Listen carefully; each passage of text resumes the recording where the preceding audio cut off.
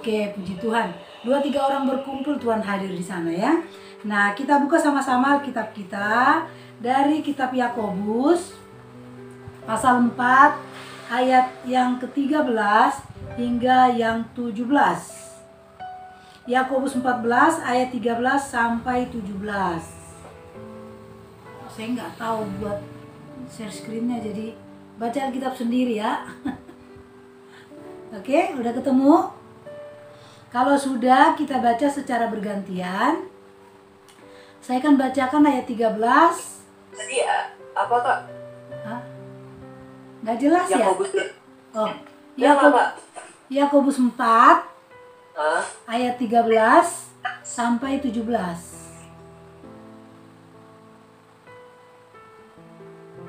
Oke.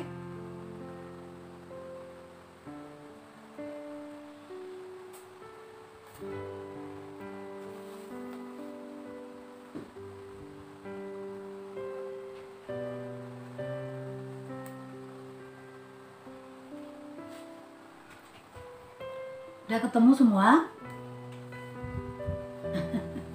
Oke ya, kita baca bergantian. Saya bacakan ayat 13. Kemudian anak-anak muda bacakan ayat 14 bergantian sampai ayat 17. Saya mulai duluan ya. Jadi sekarang, hai kamu yang berkata, hari ini atau besok kami berangkat ke kota Anu. Dan di sana kami akan tinggal setahun dan berdagang serta mendapatkan untung. Sedang kamu tidak tahu apa yang akan terjadi besok. Apakah arti hidupmu? Hidupmu itu sama dengan uap yang sebentar saja kelihatan lalu lanjut.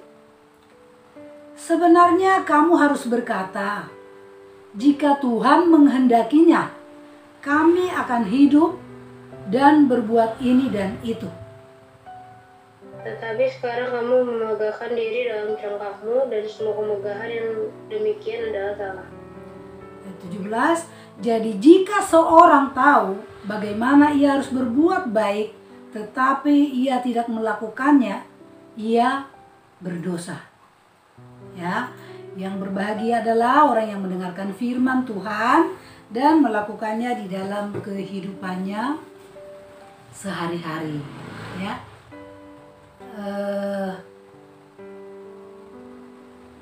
Menurut ilmu jiwa ya, menurut psikologi ya, ilmu psikologi mengatakan 2 hal tentang manusia. Yang pertama, manusia selalu merindukan masa lalunya. Artinya manusia senang bernostalgia. Dan setiap orang mempunyai nostalgia favoritnya. Kalau saya punya nostalgia, paling favorit tuh SMA ya. Rasanya paling indah gitu ya. Dibanding dengan SD, SMP atau kuliah. Lebih indah, nggak tahu yang lain ya. Nah, jauh di lubuk hatinya, semua orang selalu merindukan teman masa lalunya. Atau teman kecilnya, bahkan kampung halamannya. Nah, kalau yang udah lahir di sini mungkin nggak merasakan rindu kampung halaman, tapi pasti merindukan teman masa lalunya gitu kan. Nah, itu sebabnya setiap lebaran, natalan, atau hari libur, jutaan orang berdesak-desakan dan capek-capek rela menghabiskan waktu dan uang yang banyak demi pulang kampung, demi bertemu keluarga, demi teman-teman masa kecilnya. Itu yang pertama. Nah, yang kedua dikatakan manusia selalu memikirkan dan mengkhawatirkan masa depannya. Itu sebabnya para peramal nasib atau dukun atau paranormal itu tidak pernah sepi job dari pasien. Pasien para pencari kepastian tentang masa depannya. Padahal kita tahu peramal itu sendiri nggak tahu apa yang terjadi pada dirinya di masa depan. Kalau saja Mama Loren tahu kapan beliau meninggal, barangkali dia akan segera bertobat, tidak akan sok tahu tentang masa depan orang, dan akan mempercayakan hidupnya pada Tuhan. Iya kan? Nah, kalau saja Roy Kiyoshi tahu kalau bakal masuk bui, barangkali dia nggak perlu kaget ketika ketangkap mengkonsumsi narkoba. Nah, manusia boleh merancangkan segala sesuatu dalam hidupnya, dan itu baik. Alkitab pun banyak berbicara tentang perencanaan. Tuhan memberikan kita akal pikiran untuk digunakan bagaimana kita memecahkan masalah dan mengantisipasi segala masalah yang akan terjadi. Kita dapat merencanakan segala hal yang akan kita jalani di depan kita. Setelah saya lulus, nanti saya mau cari kerja sesuai bidang saya, oke? Gaji saya akan sisihkan untuk ini dan itu, nggak masalah. Karena ada kalanya kegagalan terjadi karena tidak ada atau minimnya perencanaan yang matang. Tapi dalam perencanaan ada dua hal penting yang perlu kita sadari. Apa itu? Yang pertama, sadari kerapuhan hidup. Kita lihat, kita baca ayat 13 dan ayat 14 ya. Ayat 13 dan ayat ke-14. Saya akan bacakan untuk kita semua. Jadi sekarang, hai kamu yang berkata, hari ini atau besok kami berangkat ke kota Anu, dan di sana kami akan tinggal setahun dan berdagang serta mendapat untung. Sedang kamu tidak tahu apa yang akan terjadi besok. Apakah arti hidupmu? Hidupmu itu sama seperti uap yang sebentar saja ada, kelihatan lalu lenyap. Perencanaan yang sangat matang ya, di ayat yang ke-13 tadi itu. Perencanaan yang sangat matang dalam berdagang telah dibuat. Mulai dari waktu, tempat, durasi, bahkan prediksi hasil akhir. Dengan segala kecakapan dan pengalamannya, para pedagang telah menyusun rencananya. Apakah itu salah? Tentu tidak. Orang yang mau berkembang dan berhasil tentu harus membuat perencanaan hidup. Tapi ironisnya, dalam segala perencanaan yang baik itu, ada satu hal yang harus kita sadari, yaitu kerapuhan hidup. Di ayat 14 itu tadi Yakobus menulis, sedang kamu tidak tahu apa yang akan terjadi besok. Apakah arti hidupmu? Hidupmu itu sama seperti uap yang sebentar saja kelihatan lalu lenyap. Artinya apa? Hidup itu rapuh. Hidup ini seperti uap atau kabut yang sebentar ada lalu segera hilang lenyap. Jangankan hari esok, ya, 1 detik ke depan pun kita tidak tahu apa yang akan terjadi dengan hidup kita. Sehebat-hebatnya manusia tetaplah terbatas dan rapuh. Jadi kita nggak perlu sombong seolah-olah kita memegang kendali atas hari esok. Seperti apapun hidup kita seperti ini, mungkin kita merasa hebat lagi di atas awan gitu ya. Sadarilah hidup itu rapuh, hidup itu terbatas. Coba siapa yang sangka kalau tiba-tiba virus corona muncul dan menjadi ancaman bagi dunia. Tiba-tiba Indonesia memberlakukan karantina mandiri, lockdown, PSBB, PPKM dan segala macam, ya. Hingga sebagian besar rencana kita tertunda dan banyak hal yang berubah konsep, gitu kan? Saya sudah berusaha menjaga protokol kesehatan yang ketat. Apakah saya boleh berkata bahwa saya tidak akan kena COVID? Tidak boleh. Kita hanya boleh berkata insya Allah, gitu ya. Kalau Tuhan berkenan, saya tidak kena COVID. Tapi Tuhan mengizinkan saya dan anak-anak dihampiri oleh COVID. Nah artinya apa? Kehendak Tuhan yang jadi. Kehendak saya sih maunya nggak kena COVID gitu. Makanya saya berusaha. Tapi Tuhan punya kehendak lain. Nah itu kehendak kita yang tidak sama dengan kehendak Tuhan. Nah hal penting dalam perencanaan yang kedua ya. Hal penting dalam perencanaan. Sadari ada kedaulatan Allah.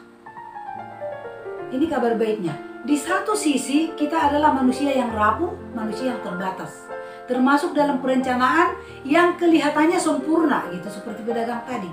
Namun Allah yang kita percaya adalah Allah yang berkuasa dan berdaulat. Segala perencanaan kita akan terlaksana itu jika Tuhan menghendaki. Di ayat yang ke-15 Yakobus menegaskan begini. Jika Tuhan menghendaki, kami akan hidup dan berbuat ini dan itu. Suka atau tidak suka, kedaulatan Allah ini bersifat mutlak dalam segala peristiwa hidup kita, termasuk atas rencana dan impian kita. Jika Tuhan menghendaki, ini kalau diterjemahkan ke dalam bahasa Arab, itu sama dengan insya Allah gitu ya. Satu kalimat yang sangat akrab kita dengar dalam kehidupan kita sehari-hari. Ucapan ini sering diucapkan oleh kawan-kawan kita yang beragama Islam ya. Padahal ini sangat alkitabiah loh. Seharusnya kalimat ini menjadi gaya hidup kita dalam segala perencanaan. Tapi malah kelihatannya saudara kita yang beragama Islam ya, yang lebih alkitabiah, terbalik ya. Nah, kalimat jika Tuhan menghendaki ini merupakan nasihat Yakobus bagi kita yang merencanakan sesuatu untuk masa depan kita. Menyadari kedaulatan Allah harus selalu mengingatkan kita bahwa Tuhanlah yang memegang kendali atas segala sesuatu, bukan diri kita yang rapuh dan terbatas. Nah, kalau rencana kita terlaksana, itu artinya Tuhan menghendaki. Jika sudah waktunya, maka Tuhan membuat perencanaan itu berhasil. Jika Tuhan tidak menghendaki, maka sehebat apapun perencanaan kita, serapih apapun kita buat, itu pasti nggak akan terjadi. Atau mungkin tertunda, atau itu gagal gitu ya. Jadi ada sisi lain yang harus kita terima dalam hidup ini, yaitu kesediaan menerima kegagalan, bahkan kegetiran hidup. Kesadaran menerima ketetapan Tuhan. Ketetapan Tuhanlah yang terbaik. Nah, satu hal yang harus menjadi keyakinan kita, menjadi pegangan kita adalah bahwa Allah turut bekerja dalam segala sesuatu untuk mendatangkan kebaikan bagi orang yang percaya dan berharap kepadanya. Dalam segala sesuatu, apapun yang terjadi, apapun yang Tuhan izinkan, Allah turut bekerja. Apapun itu. Mau suka, mau duka, mau gagal, mau menang, mau bangkit, apa mau jatuh, Allah turut bekerja untuk mendatangkan kebaikan, ya. Jadi sekalipun kelihatannya itu kegagalan bagi kita, sesuatu yang tidak kita inginkan, tapi Allah turut bekerja untuk mendatangkan kebaikan. Ini yang harus menjadi pegangan kita.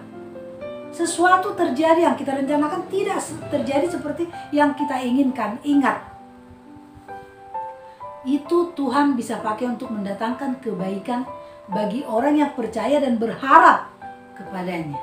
Ya, perencanaan dalam hidup itu penting, tapi jangan hanya fokus pada perencanaan dan strategi pencapaian. Kita juga harus menyerahkan semua hal kepada Tuhan, karena Dia yang berdaulat.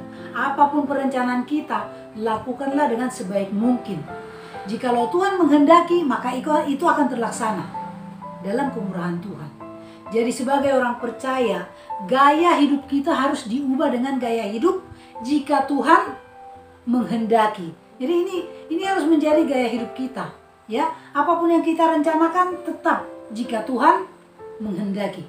Ketika Yesus masih hidup di bumi, Ia pernah berkata bahwa makanannya adalah melakukan kehendak Bapa dan menyelesaikan pekerjaannya. Itu berarti Ia memberikan teladan atau contoh kepada kita semua yang menjadi pengikutnya untuk tidak berhak memiliki keinginan selain keinginan Bapa. Nah, saat Yesus masih hidup di dunia ini, tidak ada yang dilakukannya untuk keperluan atau kesenangan dirinya. Semua yang Tuhan Yesus lakukan semata-mata untuk kepentingan seluruh umat manusia, untuk melakukan kehendak Bapa di sorga. Nah, sekalipun Ia harus menghadapi bahaya, tapi Ia tetap taat, bahkan taat sampai mati di atas kayu salib. Jadi sebagai orang percaya, gaya hidup kita, sekali lagi saya mau katakan, kita harus merubah gaya hidup kita. Jangan pernah berpikir bahwa saya pegang kendali, saya bisa lakukan ini karena melihat kondisi hebat sekarang gitu ya. Kita nggak tahu hari esok. Tapi milikilah gaya hidup jika Tuhan menghendaki. Saya nggak tahu apa yang sedang kalian pikirkan anak-anak muda, ya. Apalagi dengan kondisi sekarang ini semua serba online gitu ya. kuliah juga online, tidak ada tatap muka, bahkan teman satu angkatan pun mungkin belum ketemu gitu. Saya nggak tahu apa yang kalian rancangkan. Tapi apapun yang kalian rancangkan ke depan atau sekarang ini, semuanya harus dipertimbangkan ya. Nah, apakah yang dirancangkan itu adil? Apakah itu benar? Apakah itu menambah nilai bagi hidup kita? Apakah itu bermanfaat bagi orang lain? Dan pertimbangkan juga konsekuensi dari setiap perencanaan itu. Apapun hasilnya, kita harus siap menerima konsekuensi. Dan yang terpenting adalah punya prinsip bahwa jika Tuhan menghendaki, ya. Nah, ini yang bisa saya bagikan malam ini. Biarlah kiranya ini menjadi berkat buat kita semua.